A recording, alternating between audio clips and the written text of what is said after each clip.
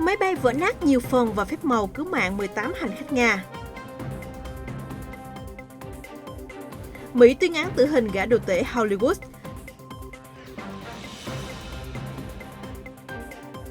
Mỹ cảnh báo Covid-19 trở thành đại dịch của người chưa tiêm vaccine.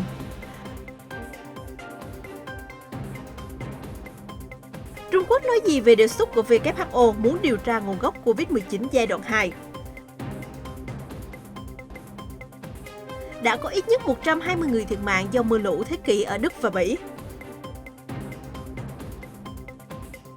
Nhảy xuống giếng cứu cháu bé, hàng chục người Ấn Độ thương vong. Kinh ngạc với khuôn mặt khổng lồ bay lơ lửng trên bầu trời Tokyo. Tất cả sẽ có trong bản tin đặc biệt cập nhật những tin tức nóng hổi nhất trên kênh FBNC.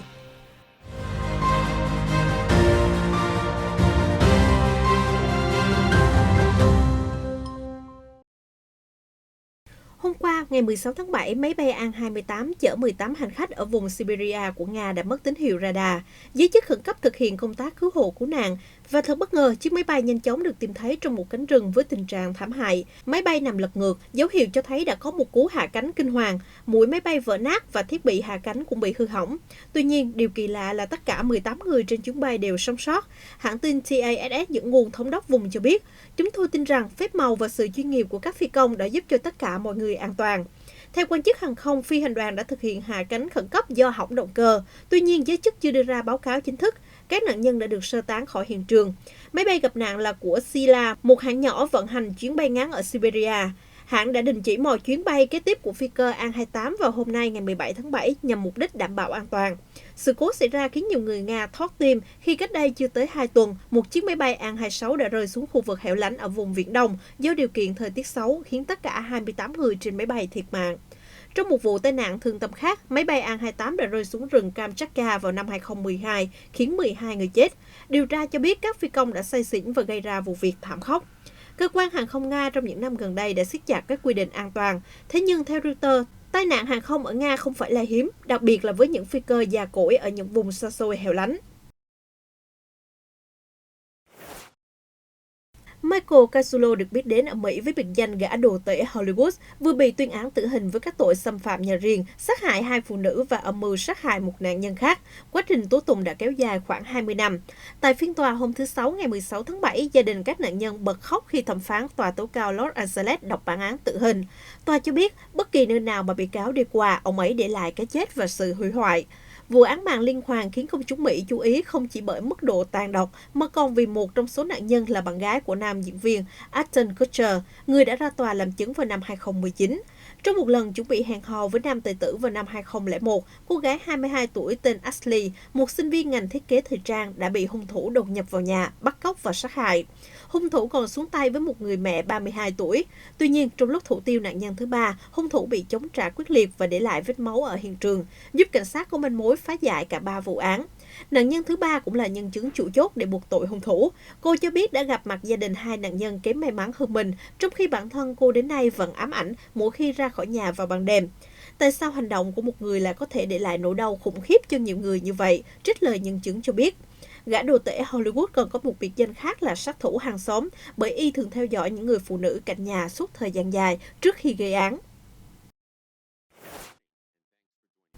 Nước Mỹ đang chứng kiến số ca nhiễm tăng lên nhanh chóng ở tất cả 50 tiểu bang. Giới chức cho rằng những người chưa tiêm phòng chính là nguyên nhân làm bùng phát ca nhiễm và cũng chính họ trở nên dễ tổn thương, gánh lấy hậu quả nghiêm trọng nhất nếu Hoa Kỳ một lần nữa vỡ trận trước Covid-19. Giám đốc cơ quan CDC Hoa Kỳ, bác sĩ Rochelle Walensky trong cuộc họp ở Nhà Trắng vào hôm thứ Sáu ngày 16 tháng 7 cho biết, Covid-19 đang biến thành đại dịch của những người chưa tiêm chủng. Chúng ta nhận thấy những nơi bùng phát dịch nghiêm trọng nhất nước Mỹ là những vùng có tỷ lệ tiêm ngừa thấp, trong khi đó tình hình nhìn chung vẫn ổn đối với các cộng đồng đã tiêm chủng đầy đủ. Theo điều phối viên Covid-19 của Nhà Trắng, có 4 bang nước Mỹ chiếm tới 40% ca nhiễm cả nước trong tuần qua. Đáng chú ý nhất là bang Florida. Theo báo cáo, cứ 5 ca nhiễm mới thì 1 ca ở tiểu bang này. Tuần qua, trung bình mỗi ngày Hoa Kỳ có thêm hơn 26.000 ca nhiễm mới, tăng 67% so với tuần trước. Giám đốc CDC cho biết, điều khiến chúng tôi bận tâm nhất đó là chúng tôi nhìn thấy các ca nhiễm mới, ca nhập viện và tử vong, đáng lẽ có thể phòng tránh được nếu bệnh nhân đã tiêm vaccine. Chuyên gia dịch tễ hàng đầu Hoa Kỳ Anthony Fauci nhiều lần cảnh báo biến chủng Delta đang bùng lên mạnh mẽ trên toàn thế giới. Ở Mỹ, biến chủng này chiếm 50% ca bệnh và lên tới 70% ở một số khu vực. Ông nói số liệu nói trên giống như hồi chuông cảnh báo, cho thấy biến chủng Delta một kẻ thù đáng gờm và những ai chưa tiêm vaccine đặc biệt dễ bị tổn thương. Đáp lại lời kêu gọi của Tổng giám đốc WHO về điều tra nguồn gốc COVID-19 giai đoạn thứ hai, phát ngôn viên Bộ Ngoại giao Triệu Lập Kiên cho biết, quan điểm của Trung Quốc trong vấn đề này luôn rõ ràng và nhất quán. Ông Triệu cho biết trong cuộc họp báo ngày hôm qua, ngày 16 tháng 7, các chuyên gia Trung Quốc đang nghiên cứu bản đề xuất của WHO. Trung Quốc kêu gọi việc điều tra khởi nguồn đại dịch nên tuân theo tinh thần khoa học thay vì chính trị hóa virus corona. Đại dịch bùng phát đầu tiên ở Vũ Hán vào cuối năm 2019, nhưng nguồn gốc của virus vẫn là vấn đề gây tranh cãi dữ dội ở giữa Bắc Kinh với Washington và nhiều nước khác. Ít nhất 3 người chết và hàng chục người mất tích sau khi khoảng 30 dân làng không may rơi xuống giếng trong nỗ lực giải cứu một cháu bé ở bang Madhya Pradesh, miền Trung Ấn Độ vào chiều ngày 15 tháng 7. Trước đó, cháu bé chưa rõ danh tính đã ngã xuống giếng khi nghịch nước. Khoảng 25 đến 30 người vội vàng chạy đến cứu giúp, khiến khu vực giếng bị sập. Công tác cứu nạn đã diễn ra suốt đêm thứ Năm. Hiện 19 người được giải cứu an toàn, con số chính xác các nạn nhân chưa được báo cáo. Theo Reuters, tính đến ngày 16 tháng 7, có ít nhất 120 người thiệt mạng, hàng trăm người khác mất tích hoặc mất nhà cửa sau khi trận mưa lũ thế kỷ tàn phá Đức, Bỉ và Hà Lan. Do mưa lớn trút xuống nhiều ngày liên tiếp, 103 người đã qua đời chỉ riêng tại Đức. Đây cũng là con số tử vong lớn nhất do thiên tai ở quốc gia này trong vòng 60 năm. Trong khi đó, Bỉ đã lên kế hoạch tưởng niệm quốc gia vào thứ Ba tuần tới, sau khi nước này ghi nhận 20 người chết và 20 người mất tích do mưa lũ thảm khốc. Còn ở miền Nam Hà Lan, hàng ngàn người cũng phải sơ tán khẩn cấp trong ngày 16 tháng 7 do mực nước dâng cao kỷ lục và đã xuất hiện lỗ hổng ở đê chắn nước. Hà Lan ban bố tình trạng khẩn cấp ở tỉnh miền Nam Limburg, vùng kẹp giữa khu vực mưa lũ nghiêm trọng ở Đức và Bỉ. Hầu hết diện tích ở Hà Lan thấp hơn mực nước biển. Người dân được bảo vệ nhờ hệ thống đê và bờ bãi chắn nước sông, nước biển rất phức tạp. Tuy nhiên, hệ thống này có dấu hiệu đuối sức trước diễn biến khó lường của biến đổi khí hậu. Một cư dân tên Thorn, 69 tuổi, nói với Reuters, "Thật đáng sợ, tôi chưa bao giờ thấy nước dâng cao như vậy." Binh lính Hà Lan đã được huy động để gia cố đê quanh khu vực sông Meuse. Mực nước sông dâng lên trong thứ Năm vừa qua đã vượt kỷ lục ghi nhận vào các năm 1993 và 1995. Giữa lúc khô hạn đỉnh điểm ở miền Tây nước Mỹ, thêm một vụ cháy rừng nữa được ghi nhận vào ngày 15 tháng 7, đặt tên là cháy rừng Dixie. Nó bùng lên vào hôm thứ Tư ở hạt Butte, bang California, gần thị trấn miền núi Thiên Đường. Thị trấn chỉ vừa mới tái thiết sau khi bão lửa càn quét năm 2018, khiến cho 85 người thiệt mạng và khoảng 19.000 công trình bị hư hại. Trên toàn nước Mỹ, 70 vụ cháy rừng đang bùng phát ở 11 bang, bao trùm diện tích hơn 4.000 km2. Vụ cháy Butler ở miền Nam bang Oregon là lớn nhất hiện nay, cũng là thảm kịch cháy rừng lớn thứ 6 ở tiểu bang trong hơn 121 năm.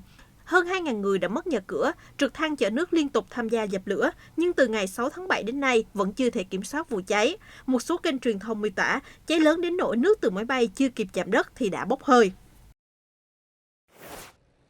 Người dân thủ đô Hy Lạp vào hôm qua ngày 16 tháng 7 chứng kiến đợt sóng nhiệt thứ 3 càn quét, dự báo kéo dài trong tuần tới. Mức nhiệt lên tới 41 độ C, khiến cho di tích pháo đài phòng thủ Acropolis phải đóng cửa vào khung giờ nóng nhất trong ngày.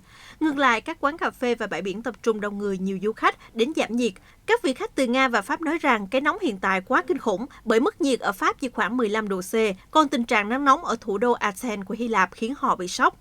Nắng nóng kinh hoàng và cháy rừng đang càn quét khắp bán cầu, trong khi tình trạng mưa lũ gần đây liên tiếp diễn ra ở Tây Âu, Trung Quốc, Nhật Bản, Ấn Độ. Tất cả cho thấy biến đổi khí hậu đang diễn ra ngay trước mắt chúng ta với tốc độ rất nhanh. Một phóng viên Reuters đã theo chân các tuần tra viên biên giới Hoa Kỳ CBP trong khi họ làm nhiệm vụ bắt giữ người di cư ở sa mạc gần thành phố Sunlenbach, bang New Mexico vào ngày 15 tháng 7.